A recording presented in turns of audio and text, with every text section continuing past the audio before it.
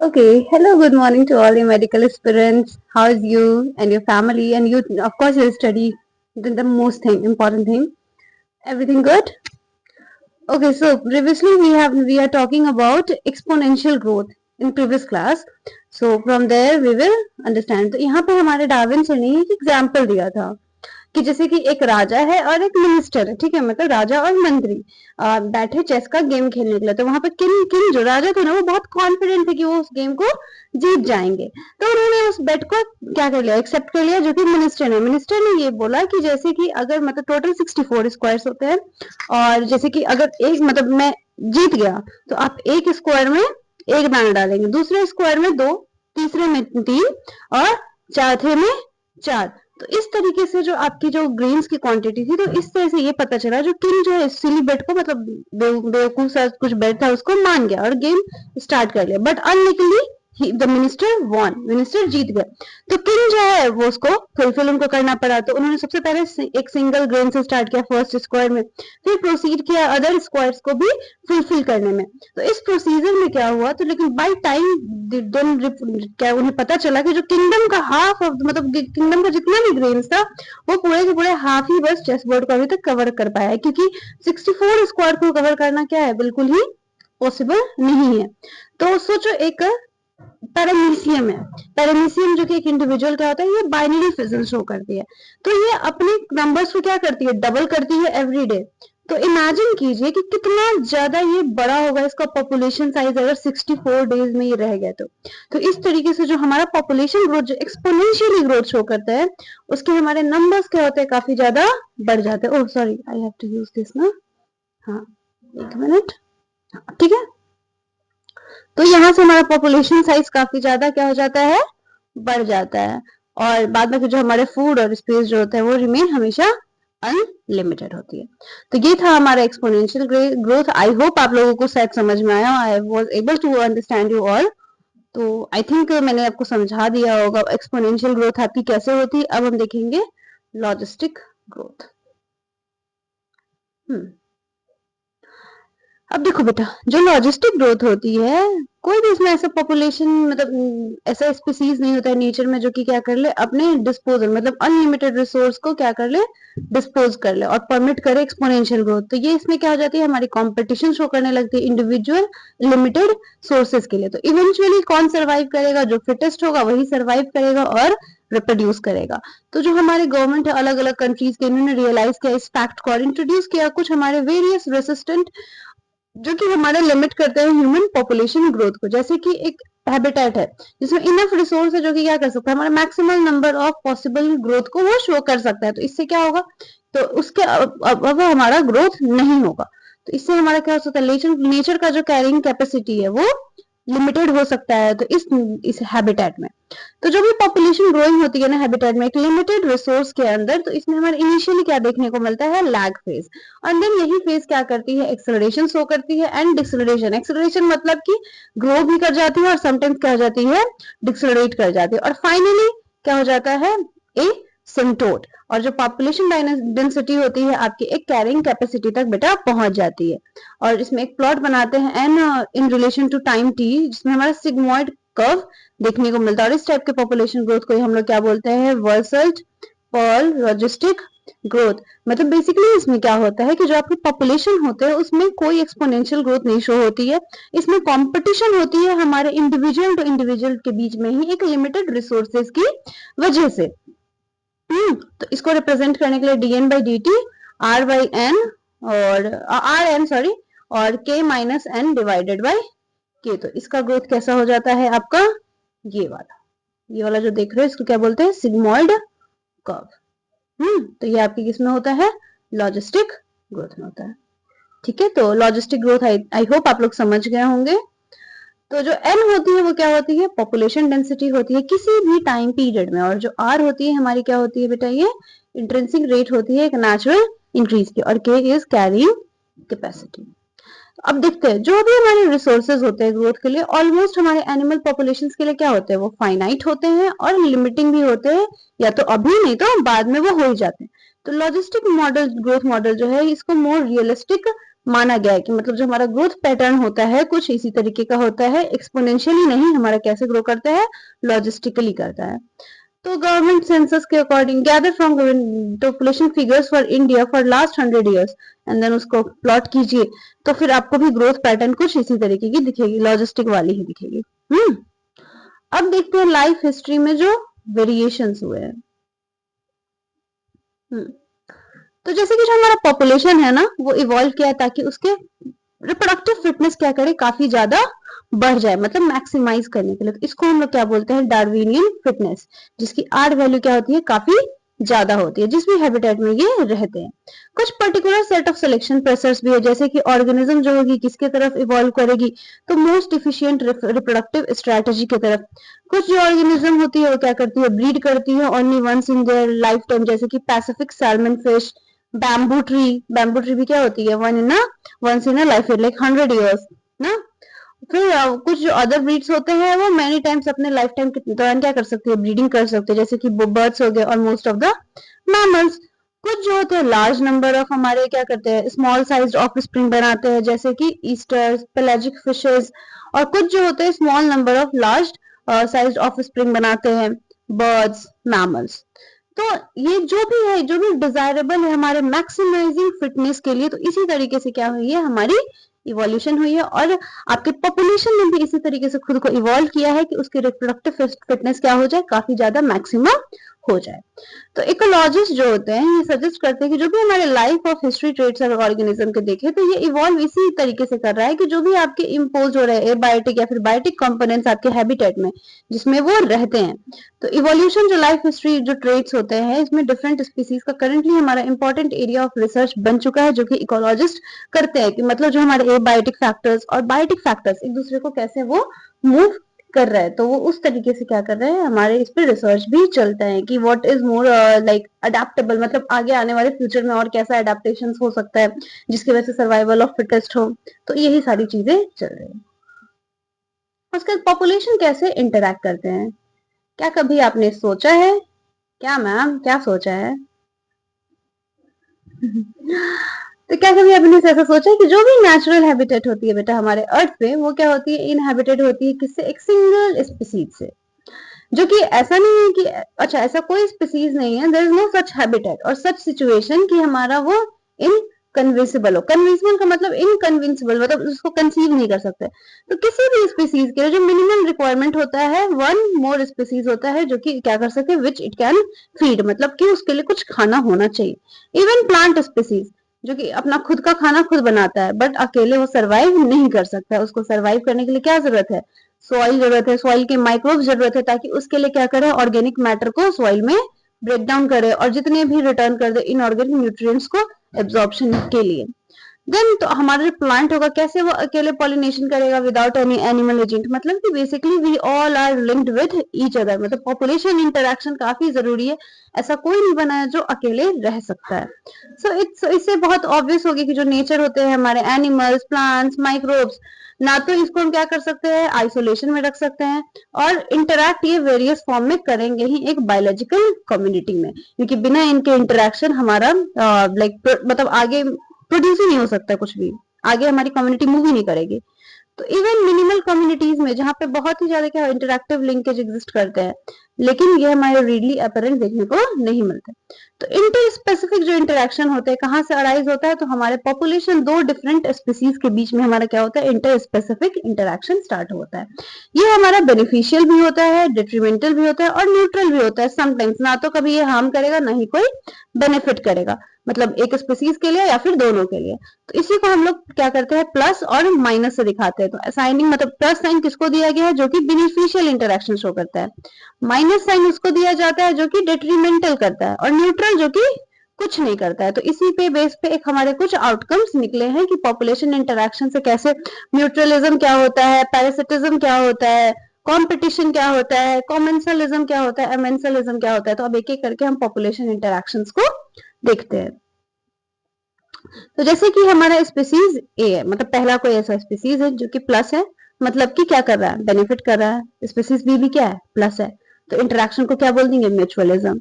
वैसे ही अगर दोनों माइनस माइनस में है, मतलब दोनों एक दूसरे को क्या कर रहा है, डिट्रिएट कर रहा है, तो मतलब कि कॉम्पिटिशन। अगर एक प्लस में है एक माइनस में है, मतलब एक को फायदा है एक को नुकसान हो रहा है, तो क्या होगा, वो प्रेडेशन होगा। एक को प्लस होगा एक को माइनस, तो एक और क्या हो सकता है, पैरासिटिज्म हो सकती है। एक को प्लस और एक को कुछ नहीं है, मतलब एक को सिर्फ फायदा और एक को नुकसान भी नहीं हो रहा है, तो उसको हम लोग क्या बोलेंगे, कॉमेंसलिज्म।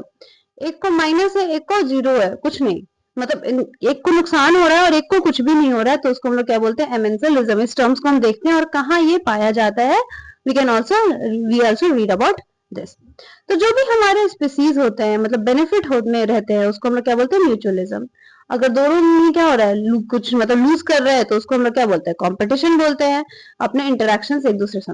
लेकिन जो पैरासिटिज्म और प्रेडेशन ही ऐसा है कि जिसमें क्या होता है, एक ही स्पीसीज को बेनिफिट मिलता है, या तो पैरासाइट को मिलेगा या फिर प्रेडेटर को मिलेगा रिस्पेक्टिवली।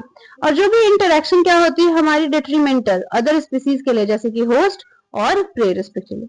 और जो इंटरेक्शन हमारे एक स्पीसीज से बेनिफिट होता है और दूसरे को ना तो नुकसान हो रहा है और ना ही कोई बेनिफिट होता है, तो उसे हम लोग क्या बोलते हैं, कॉमेंसलिज्म बोलते हैं। एमेंसलिज्म क्या होता है बेटा, तो दूसरे से एक में स्पीसीज क्या होता है, हार्म होता है और दूसरे को कुछ भी नहीं होता, अदर इज अनअफेक्टेड, तो इसको क्या बोलते हैं, एमेंसलिज्म। तो जो हमारे प्रेडेशन, पैरासिटिज्म, कॉमेंसलिज्म, ये कुछ कॉमन कैरेक्टरिस्टिक्स शो करते हैं जब ये स्पीसीज से क्या करते हैं, इंटरैक्ट करते हैं और उनसे काफी पास में रहते हैं, तो इसमें कुछ कुछ कॉमन कैरेक्टरिस्टिक्स शो होती है। ठीक है, अब आ जाते हैं प्रेडेशन को डिटेल में पढ़ेंगे। प्रेडेशन के बाद तब आगे जाते हैं, पहले देखते हैं प्रेडेशन। चलिए, यहाँ आपके एनसीईआरटी ने क्वेश्चन पूछा है कि क्या होगा अगर हमारा जो जितना भी एनर्जी है जो फिक्स किया जाता है किसके through, autotrophic organism. If the community has no animals to eat the plants, मतलब जितनी भी एनर्जी को फिक्स किया जा रहा है बट उसको खाने के लिए कोई नहीं है, तो क्या होगा। चलिए देखते हैं। तो आप ऐसा सोच सकते हैं, जो प्रेडेशन है क्या है, ये एक नेचर का एक तरीका है जिसमें हम क्या करते हैं, ट्रांसफर करते हैं हायर ट्रॉपिक लेवल से हमारे एनर्जी जो भी कहाँ पे है, फिक्स्ड प्लांट्स में, जो कि प्लांट्स ने क्या किया है, फिक्स्ड किया है। तो जैसे कि हम जब सोचते हैं किसका, प्रेडेशन या प्रे, तो मोस्ट प्रोबेबली हमें किसका ध्यान आता है, टाइगर, डियर, जो कि हमारे हमेशा माइंड में आते रहते हैं। लेकिन जो हमारा स्पैरो है, क्या वो सीड खा रहा है, तो ये भी क्या है, प्रेडेटर से कम नहीं है। वी आर ऑल्सो प्रेडेटर, हम लोग भी तो प्रेडेटर हुए ना। इवन जो हमारे एनिमल्स ईटिंग प्लांट्स, जिसको कैटेगराइज किया है सेपरेटली हर्बीवोर्स में, तो ये भी हमारे क्या होगा, ब्रॉड इकोलॉजिकल कंटेक्स्ट में देखा जाता है, तब इसको नहीं मतलब ये भी हमारे प्रेडेटर से डिफरेंट नहीं होते, they are also like a predator, सबके सब प्रेडेटर ही है बेटा, सब शिकार ही कर रहे हैं।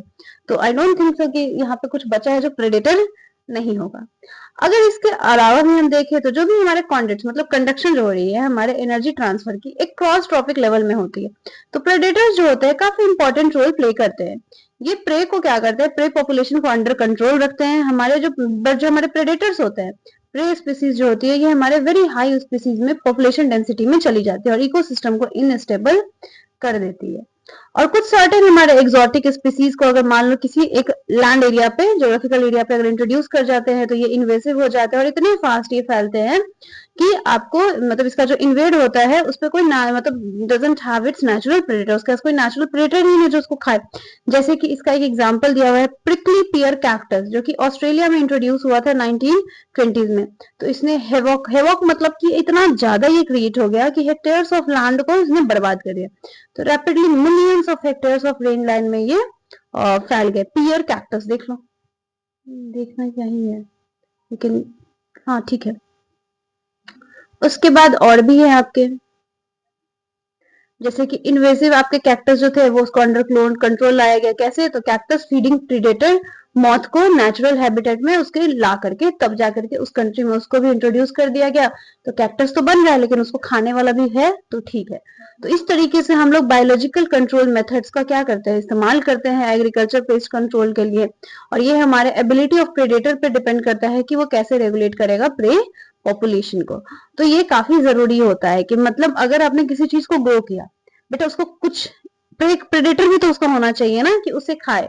जैसे कि यहाँ पे इतने सारे पोल्ट्री फार्म्स होते हैं या फिर इतना एग्रीकल्चर हो रहा है, एग्रीकल्चर पे लोग क्यों इतना डिपेंडेंट, क्योंकि हम खा ही वही रहे। अगर हम वो नहीं खाते तो क्या एग्रीकल्चर पे इतना कोई ध्यान देता, is it even possible to see all that, of course not. तो उस पर कोई ध्यान ही नहीं देता है मतलब। यहाँ पे देखते हैं जो प्रेडेटर्स होते हैं वो और क्या करता है, हेल्प करते हैं कि मेंटेन करे जो भी हमारी स्पीसीज की डाइवर्सिटी होती है किसी भी एक कम्युनिटी में। साथ ही साथ क्या करते हैं, रिड्यूस करते हैं जो भी हमारे इंटेंसिटी होती है कंपटीशन, मतलब बेसिकली जो हमारे कॉम्पिटिंग प्रे स्पीसीज होते हैं उसको कम किया जाता है। और जो हमारे रॉक की इंटरटाइडल जैसे कि कम्युनिटीज है, जैसे कि अमेरिकन पैसिफिक कोस्ट में चले जाए तो वहां जो स्टारफिश डिसास्टर होता है ये एक इंपॉर्टेंट प्रेडेटर होता है। और अगर फील्ड एक्सपेरिमेंट में देखा गया तो क्या, तो जितने भी हमारे स्टार फिशेस को रिमूव कर दिया गया हमारे एक इंटरटाइडल एरिया से, तो जो हमारे मोर देन 10 स्पीसीज जो इंटरवर्टिब्रेट्स जो थे वो एक्सटिंक्ट हो गए विद इन अ ईयर, एक साल में, क्योंकि इसमें इंटर स्पेसिफिक कॉम्पिटिशन क्या हो गई, स्टार्ट हो गई। इस वजह से स्टारफिश का होना क्या है, जरूरी है। तो अगर हमारा प्रेडेटर क्या है, ज्यादा एफिशिएंट है या फिर ओवर एक्सप्लॉइट कर रहा है किसको, अपने प्रे को, तो ये क्या हो जाएंगे, जो हमारे प्रे होंगे वो एक्सटेंट हो जाएंगे। और फॉलोइंग वही हम देखते हैं कि जो प्रेडेटर होता है वो भी एक्सटेंट हो जाएंगे लैक ऑफ फूड की वजह से। तो दोनों हमारा कैसा होना चाहिए, इन अ बैलेंस्ड मैनर, मतलब कि ना तो हमारा प्रेडेटर क्या होना चाहिए, ज्यादा होना चाहिए, ना ही हमारा प्रे कम होना चाहिए, इस तरीके से। सो दिस इज, यही एक रीजन है कि जो हमारे प्रेडेटर्स जो होते हैं वो नेचर में ऐसा क्या होता है, नेचर आर प्रूडेंट, और प्रे स्पीसीज जो होते हैं वो इवॉल्व कर जाते हैं वेरियस डिफेंसेस और अपने प्रेडेशन के इफेक्ट को कम करना शुरू करते हैं। तो कुछ स्पीसीज जैसे कि इंसेक्ट्स और फ्रॉग्स जो होते हैं क्रिप्टिकली कलर्ड, मतलब अपने कलर को जो चेंज कर लेते हैं उसको हम लोग कैमोफ्लेज बोलते हैं ना, तो डिटेक्ट होने के लिए मतलब अपने प्रेडेटर से वो क्या कर पाए, खुद को बचा पाए।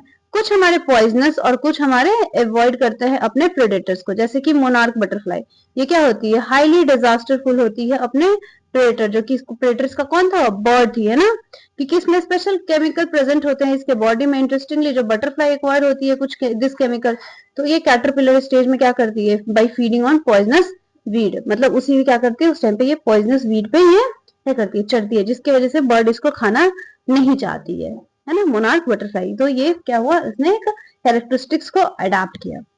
और भी जैसे एग्जांपल्स ही बेटा ये सारे आपके प्रेडेशन के, तो एनसीईआरटी में से कहीं से भी कोई, जैसे कि आपने स्टारफिश वाला भी देख लिया, उसके अलावा ये कैक्टस वाला देख लिया एग्जांपल, उसके साथ आपने कैमोफ्लेज का देखा जो कि आपको मोस्टली किस में होता है, इंसेक्ट्स और फ्रॉग्स में होता है। तो go with through the NCERT, क्योंकि आप इतना अगर कर लेते हो ना, और इसी में हाँ इसमें आप क्वेश्चंस प्रैक्टिस अब कर लोगे, तो आई थिंक जो भी आप टेस्ट सीरीज दे रहे होगे यू कैन स्कोर बेटर, मतलब 300 प्लस तो आप इजिली स्कोर कर सकते हो। तो थोड़ा अच्छे से अगर पढ़ लोगे तो हाँ, क्योंकि बायो में अगर इतना कर रहे हो तो थोड़ा आपको फिजिक्स और केमिस्ट्री में 100 प्लस लेके जाओगे तो आपका टेस्ट सीरीज में एटलीस्ट 550 600 तक लेकर आ रहे हो, तो हाँ ठीक है, आप और ग्रोथ कर सकते हो, आपके पास अभी भी 5 मंथ है कवर अप करने के लिए। बट अभी से अगर आपको मतलब 500 भी अगर नहीं स्कोर हो रहा है तो it's not a safe score. But मैं सबके लिए नहीं कह सकती हूँ, हाँ सबका थोड़ा सा अलग भी होता है, बट हाँ सेफ स्कोर बेटा 500 है। और चिल होके पढ़ाई करो, life is like way about that, ये सबसे बहुत आगे है लाइफ, ठीक है।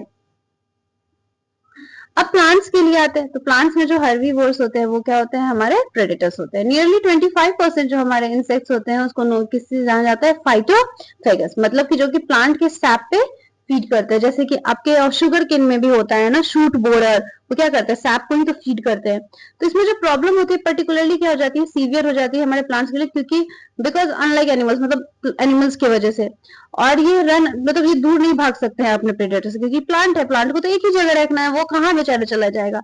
तो प्लांट क्या करते हैं, अपने कुछ वेराइटीज या फिर अब मोर्फोलॉजिकल और केमिकल डिफेंसेस को अगेंस्ट हर्बीवोर्स क्रिएट कर लेते हैं, जैसे कि थॉर्न्स आ जाते हैं एकेशिया और कैक्टस में, जो कि बहुत ही कॉमन एक मॉर्फोलॉजिकल मीन्स ऑफ डिफेंस है। बहुत सारे प्लांट जो होते हैं वो प्रोड्यूस करते हैं, स्टोर करते हैं केमिकल, जो कि हर्बीवोर क्या करते हैं, बीमार हो जाते हैं जब वो खाते हैं। तो उसके लिए फीडिंग और डाइजेशन क्या हो जाती है, या तो उसकी इनहिबिट कर देते हैं या फिर उसका रिप्रोडक्शन को डिस्टर्ब कर देता है, या समटाइम्स उसको मार भी देते हैं। तो जैसे कि आपने कैलोट्रोपिस वीट को देखा होगा अबेंडेंड फील्ड्स में देखा ही होगा। तो ये प्लांट जो होती है क्या करती है, हाईली पॉइजनस कार्डियक ग्लाइकोसाइड्स को प्रोड्यूस करती है। इसलिए जब भी आप देखोगे तो ना तो इसे कोई गाय खाना चाहेगा, ना ही कोई गोट, इस पे नहीं चढ़ते हैं। और उसके अलावा wide variety of chemical substances जो होते हैं हम एक्सट्रैक्ट करते हैं प्लांट्स को कमर्शियल स्केल पे, जैसे कि निकोटीन, कैफीन, क्विनीन, स्ट्रिक्नीन, ओपियम। तो ये सारे चीज क्या किया जाता है, प्रोड्यूस किया जाता है एक्चुअली हमारे डिफेंस किसी भी ग्रेजर्स और ब्राउजर्स के अगेंस्ट में। तो वीड कैलोट्रोपिस याद रखिएगा बेटा, इसको आपके कैटल को नहीं दिया जा सकता है because it secrete what, poisonous cardiac glycosides, ये याद रखिएगा। तो इतना था हमारे प्रेडेशन में। मतलब बेसिकली आपको ये बताया, अभी तक प्रेडेटर किसको हम लोग बोल रहे थे, अरे मैम जो शिकार कर लेता है, but we are also a predator, ठीक है, और प्रे हमारा कौन हो जाएगा, हमारा plants. So this is all about predator and now we will start with competition. एक मिनट,